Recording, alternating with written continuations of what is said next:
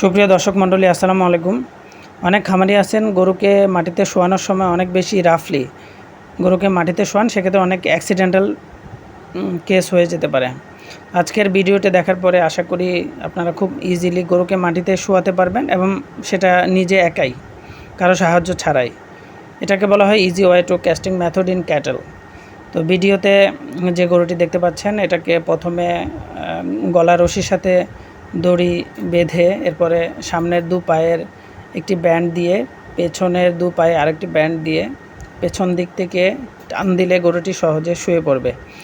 এভাবে যদি আপনি অ্যাপ্লাই করেন তাহলে খুব সহজেই একাই গরুকে শোয়াতে পারবেন এবং গরুর কোনো ঝামেলা হবে না, কোনো অ্যাক্সিডেন্টাল কেসের কোনো ইস্যু থাকবে না। তো আশা করি আপনাদের এই ভিডিওটি দেখার পর আপনারা নিজেরাই একাই একটি গরুকে মাটিতে শোয়াতে পারবেন। ধন্যবাদ সবাইকে।